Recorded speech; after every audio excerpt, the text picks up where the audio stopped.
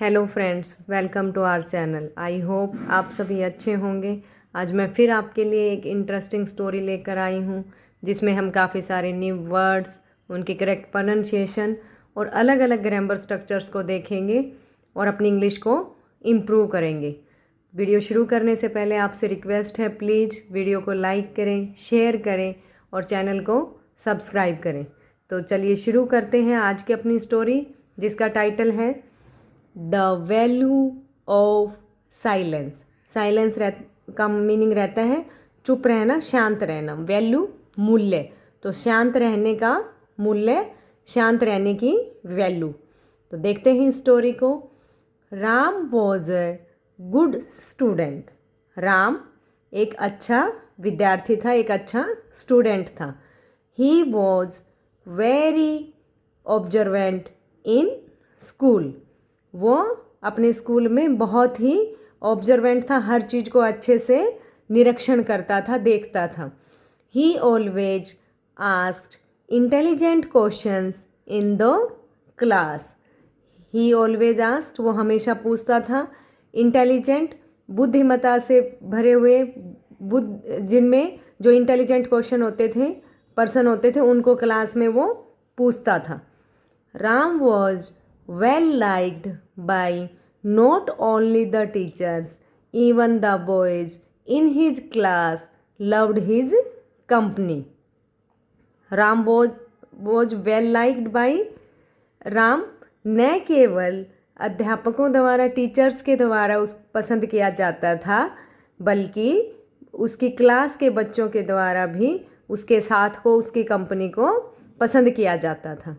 One morning, एक सुबह, Ram was walking to school.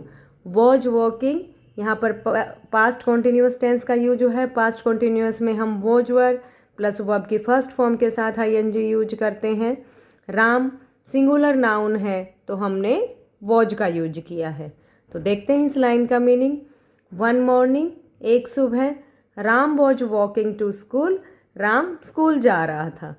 On his way he noticed the cock crowing, the dogs barking and the frogs croaking.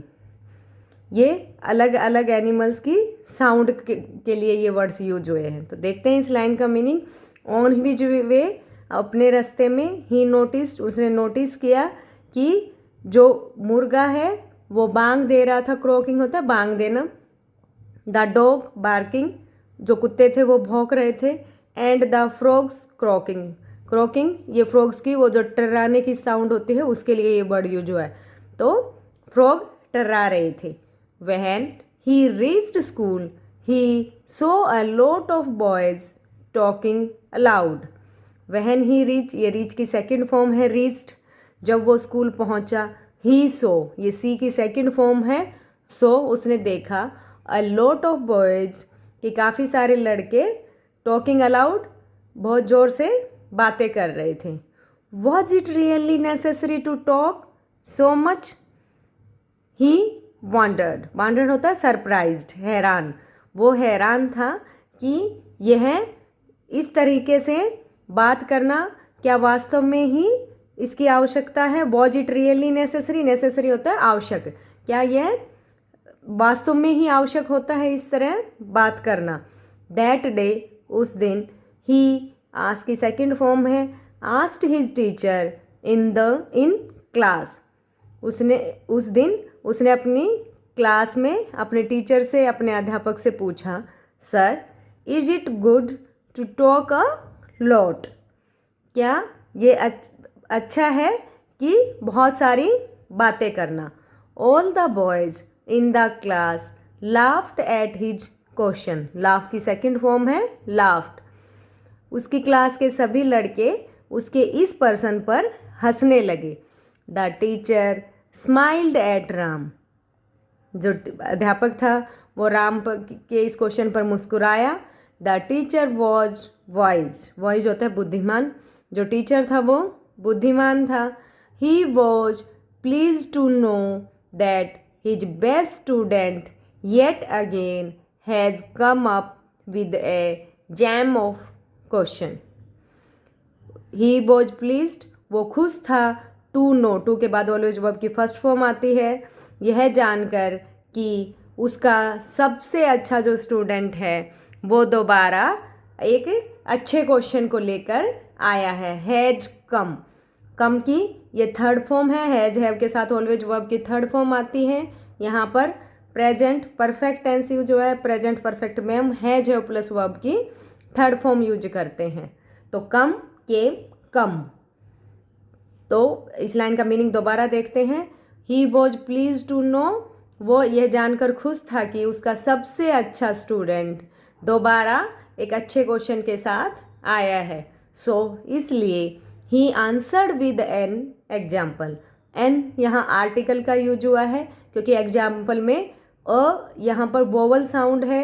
E I O you आपको पता है कि vowels होते हैं, और वोवल्स और वोवल साउंड के साथ में हम एन आर्टिकल लगाते हैं, कॉन्सोनेंट साउंड के साथ हम ए आर्टिकल लगाते हैं। तो इस लाइन का मीनिंग दोबारा देखते हैं। So he answered with an example, इसलिए उसने एक एग्जाम्पल के साथ उत्तर दिया।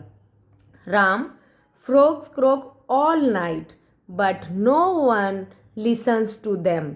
जो फ्रॉग हैं वो सारी रात टर्राते हैं, लेकिन कोई भी उनको सुनना नहीं चाहता है, कोई नहीं सुनता उनको। The cock on the other hand crows early in the morning. तो जो मुर्गा है दूसरी तरफ, वो अर्ली मॉर्निंग सुबह में जल्दी बांग देता है।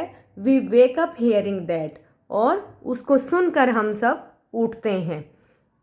The dog barks at stranger as they guard our houses.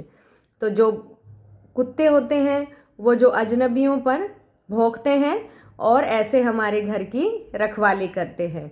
There barks keep the thieves away. जो उनकी भौंकना है वो चोरों को दूर रखता है। What do we understand from all this?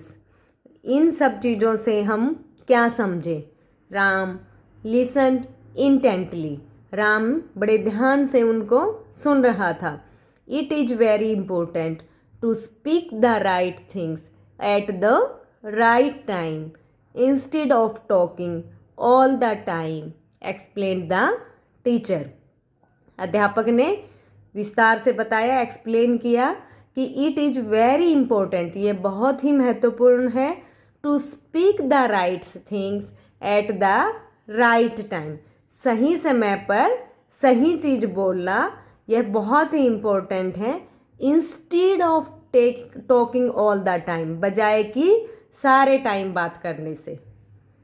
Ram नोडिड, Ram ने सिर हिलाया। Ram, no one listen to those who speak without reason. Ram, उनको कोई भी नहीं सुनता है जो बिना किसी कारण के बोलते हैं। They complain and keep away from those. वो कंप्लेन करते हैं और सब उनसे दूर रहते हैं। बट पीपल सर्टेनली, ये एज ए एडवर्ब यहाँ यूज हुआ है, respect those who speak less and talk sense. लेकिन लोग जो वास्तव में लोग उनकी इज्जत करते हैं, रेस्पेक्ट देते हैं उनको, जो कम बोलते हैं और मीनिंगफुल बोलते हैं। वाइल वर्ड्स आर नेसेसरी, जबकि जो शब्द हैं वो ज़रूरी होते हैं। Silence eight the right time also has its own value, signed of the teacher. अध्यापक ने समापन करते हुए कहा कि वर्ड्स, शब्द भी ज़रूरी होते हैं, लेकिन जो शांत रहना, जो सही समय पर चुप रहने का भी अपना महत्व होता है, अपनी वैल्यू होती है। The young student understood, understand की सेकेंड फॉर्म है, understood the importance of golden silence. जो यंग स्टूडेंट था वो चुप रहने की जो इम्पोर्टेंस थी, जो महत्ता थी, उसको समझ गया था। Thank you for teaching me such an important lesson. मुझे ऐसा इम्पोर्टेंट लेसन, इतनी इम्पोर्टेंट शिक्षा देने के लिए thank you. I will remember this all my life. मैं इसे अपनी पूरे जीवन याद रखूँगा। वॉव्ड राम, राम ने प्रतिज्ञा की। The other boys in the class looked at Ram with respect. और क्लास के दूसरे लड़कों ने भी राम को रेस्पेक्ट से, इज्जत से देखा। तो आई होप आपको ये स्टोरी अच्छी लगी होगी। इसमें हमने काफ़ी सारे न्यू वर्ड्स, उनकी करेक्ट प्रोनाउंसिएशन और अलग अलग ग्रामर स्ट्रक्चर्स को देखा। और सबसे अच्छा तो मुझे इसकी मोरल लगी, क्योंकि हमें सही समय पर बोलना और सही समय पर चुप रहना, इन सब की अपनी अपनी इम्पोर्टेंस होती है। तो हमें ऐसे ही नहीं बोलते रहना चाहिए, हमें चुप भी रहना चाहिए। हमें अपनी एनर्जी को सेव करना चाहिए। बिना रीजन बोलना सही नहीं होता है। तो अगर आपको ये स्टोरी अच्छी लगी तो please like it, share it and subscribe my channel. मिलते हैं नेक्स्ट वीडियो में। तब तक के लिए thank you. Have a nice day.